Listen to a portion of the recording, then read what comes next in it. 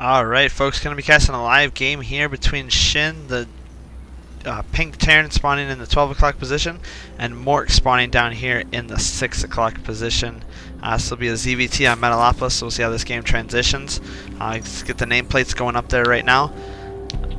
And let's see how this game transitions. Both these players are in the StarCast channel right now. That's www.thestarcast.com, so please check that out. If you like my channel and my games, please subscribe down below.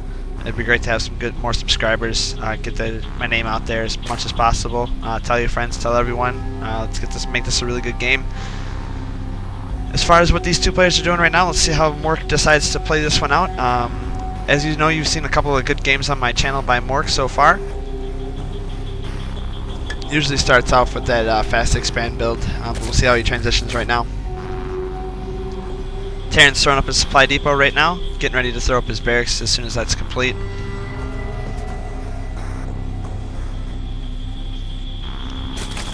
And Mork getting his overlord sent out so he can get some good scouting of the map.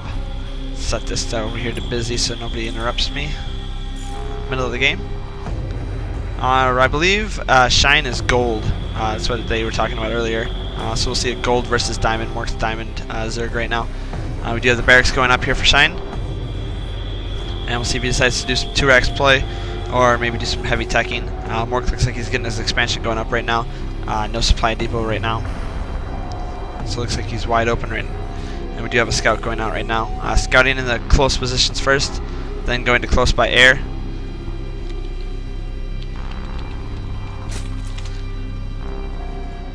Then we got that expansion going up right now for Mork, as well as getting a spawning pool out right now. It doesn't have any gas timing right now, so we won't see any kind of fast gas or fast speedlings build. And we have the orbital going up right now with just the 1-racks for defense, so we could possibly be seeing the 1-racks expand. Looks like he's just walling off of that second supply depot right now. Meanwhile here we go back to Mork's base. The spawning pool is about halfway done. We'll see how he decides to transition out of these lings. He's been doing a lot of play with infestors lately, so we will see what kind of build he decides to do. Those infestors are pretty good now against bio units. This marine here is going to be able to repel this drone scout pretty well, except for when he pulls them way back. Yep, there he goes, taking out that drone scout. See if he gets it. No, drone gets away. Switching down here, Mork's moving his overloads up into position, so you can get that good scout on that base, see what the build's going. We do have a factory going up now for Shynne. So it looks like we might be seeing some kind of tank play. One thing that Shynne's not really paying too much attention to is if you kind of let Mork just kind of macro up and drone up, he's going to do quite a bit of damage in the late game. That drone looks like it's returning its way back home. Meanwhile, these overlords are still getting into position and getting a good scout on, getting this good information. Look at Shynne's vision. He doesn't know about Mork's expansion and Mork's 2 bases. Switch over to Mork's vision. All he knows is really what's at that front, so he doesn't know anything what's coming on. Doesn't know any SCV counts, double gas counts, so he really should get some good scouting in there as soon as those overloads get into position. So we do have a spine crawler going up for Mork, so it looks like he's planning on some kind of 2-racks play, getting that good defense up right now. Queen's getting ready to spread that creep as much as they can. We do now have a starport coming up for the Terran player, as well as getting a tech lab on that, so you might switch that over to get some fast Banshees out, which is a pretty good opening against the Zerg, as they don't have a lot of air defense right now except for those Queens. But we do see some Hellions in production, as well as getting the Blue Flame upgrade as well. Yeah, so it looks like he might be going for a Blue Flame drop.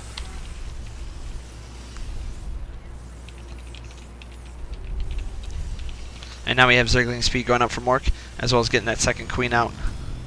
And now we have a reactor going up on that barracks to get some more extra Marines out. Meanwhile, Mork's base still just working on those lings and droning up as best he can. Supply is currently 31 to 38, so pretty well even for both those players. And we do have a layer now coming up, so we'll see if Mork decides to transition into ling speed or layer tech, what layer tech he decides to go, whether he goes mutas, infestors, or banelings with speed. We do have that infernal pre-igniter about halfway finished, so we'll see how many Hellions he can get out. Looks like he is hiding them into the dusk vision. But Mork has pretty good vision on his base, so those Hellions I don't think will be able to do too much damage. We do have those Marines pushing out right now. Take control of the watchtowers so he can sneak those the medevacs in without being detected. We do have now that medevac about halfway done, so it looks like, yes, we're going to be seeing a Blue Flame Hellion drop here. from Shynne. We'll see how much damage that's going to be doing. And Mork probably getting ready to take his third base pretty soon. We do have 10 lings in production right now, probably just to protect against those Marines, as that Zergling did almost get up into the base. And I really like how he's got this tech hidden in the back, and I like that icon that he's got on his units, his starport. It's pretty sweet. I used the Diablo picture for mine. I don't know if Mork actually saw. It doesn't look like Mork would have seen that medevac go out. So it'll be very interesting to see how much damage this Blue Flame Hellion drop's going to do. See how well he can sneak that around the entire map without being spotted. We do have the Infestation Pit as well as Siege Tech coming up right now for Shynne. Alright, here comes that medevac drop. Looks like it is going to get scouted by this third base though. He should probably try to move that more to the right. Yep, now it's getting scouted there by Mork. So Mork should be able to defend this pretty well. It'd be nice if he can get a nice drop in the middle, drop 2 here, and then push up to the main, drop 2 more. No, I don't think he was planning on Hellions being in there. Alright, looks like he took out a couple of Zerglings. Now he's getting ready to roast some drones. Definitely want to keep those Hellions alive as long as possible. You want to get those out of that medevac before it dies. Run around, get right up that ramp, get up the ramp, get up. Oh, he's running away with them. Going right for the drones. If he would have gotten up into the main, he could have done a heck of a lot more damage with those Hellions. We do not have 24 Zerglings in production for the Terran, as well as getting an infestation upgrade, so they get more energy. And those Hellions were taken out. Didn't do too much damage. If we look at the workers supply, there we go. Workers killed. Looks like he only got 6 workers killed, which isn't too many. Meanwhile, Mork's getting ready to make some of those infestors. We do not have a Banshee coming out for the Terran player, as he got a tech lab put on that. So we'll see how he decides to do some damage with those Banshees. Would have been nice to see him get a Viking. Maybe he could have taken out some of these Overlords and supply block Mork, or at least force him to make Overlords, spending more of that larva on Overlords and drones to catch back up instead of units. Here he goes, getting that Banshee in. He's only going to be able to pick off about 2 drones with this Banshee. Now, being a Terran player myself, I am very partial to the Terran players, but Mork's a good friend of mine, so I'm kind of torn between this match, whether or not I want the Terran to reign supreme over the Zerg, or if I want Mork to win just because he's my buddy. But we'll see. He's got good Overlord placement over here on the side, so you can watch for when he drops into his main. And then he's going to be getting. He's got this third base up and running right now. Terran hasn't even expanded. He's still sitting on the 1 base, so Mork's economy is taking off way fast here. So the Terran player is going to be in a rough spot unless he gets this orbital landed pretty quick. He might even want to push to the gold to get caught up. Which is a good idea for the Terran to take the gold. With those siege tanks, he can protect it pretty well and get a good amount of mining time on there before it gets spotted or taken down. And these Banshees are spotted by these Overlords, so they're not going to be able to do too much damage, as the Infestors already are getting into position. Even though he has Cloak, 1 fungal growth, and it'll pull those Banshees out of Cloak, which will render them pretty much useless. We do not have the Stim Pack upgrade, as well as Flyer attacks level 1, and we do not have 4 Mutalisks in production, which should be able to take out those Banshees pretty well. We do not have the expansion going out for the Terran player. 5 Marines, 1 Siege Tank in production, so it looks like he's just keeping making units. Switch over to the income tab. As you can see, Mork's pushing ahead on gas and minerals quite heavily.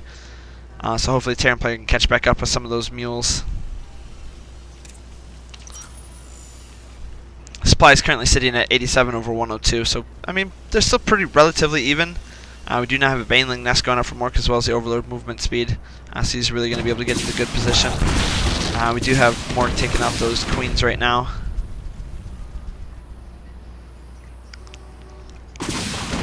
A lot of energy on those Infestors, so you can probably fungal that Banshee.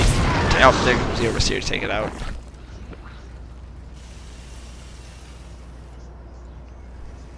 Alright, 5 Mules in production right now. Still working on that Zerg Flyer Text level 1 and Stim Pack as well. We'll see if he decides how he decides to push out. He might want to think about pushing out before too many Banelings get on the map and make those Marines pretty much useless. But it looks like we're going to be seeing a pretty much Marine tank push here. As he does have a lot of Siege Tanks right now. We got 5 Siege Tanks out right now, as well as a lot of Marines. Looks like he's just trying to pick off that Overlord. With the movement speed, he'll be able to get out of the way in time. I want to get a couple Vikings out there just so we can clean up some of those Overlords. Do have an engineering bay going up so we can get the +1 infantry. 20 Zerglings now in production, as well as getting Hive Tech going right now, so we might see some Broodlords. Or just seeing +3 upgrades right now. Alright, and getting 2 more hatches, taking his 4th and 5th base right now. Macro hatch. As well as getting the Baneling speed put up. Making those Marines, but looks like Mork's going to be ready to push out relatively soon. He's sitting at 114 supply right now. The Terran's just kind of chilling in his base, as those mutas are taking out quite a bit of drones. It's pretty good with those muta harassment, making those Marines rush in, taking out as many SCVs as possible, just kind of poking around the Terran player, do as much damage as possible. Force his army back and forth, back and forth. Meanwhile, Mork can just macro up, build those lings, build those infestors, get good unit mixture coming up. And he is securing his 4th base right now, so pretty soon he's going to overrun the Terran player. The Terran needs to take a quick dart in order to come back into this game, as we do have Ultralisks now coming into play. So tier 3 units coming up from Mork, as well as 32 more Zerglings. And we'll see how many Banelings he decides to morph in when this army moves out. That one should be spotted by Mork because he's got this watchtower here. Nothing on this watchtower here yet. So he might not see this attack coming until he gets closer to these creep tumors. Meanwhile, these Mutalisks are sitting over here to do as much harassment damage as possible. But those Ultralisks will be out in the field soon. Mork's sitting at quite a bit of minerals and gas, so he can make those units. And we do have lots of Overlords moving out across the map. They don't have transport yet, but it looks like a few of them are going to get picked off. Might want to siege up those tanks quick. There we go, getting those tanks sieged up. And that Thunder Growth is doing sick amounts of damage to those Marines. They're taken out right now. The tanks are all way too close together. And now that all the Marines are dead, these Mutalisks can fly down and pick off the tanks. And we do have the Mork taking over the hatch, and Shynne GG's out of that game. Thanks for tuning into my broadcast. If you like my games, like I said, subscribe to my channel. If you want to send any interesting replays to me, send them to rekgoska sc2@hotmail.com. Thank you and have a good day.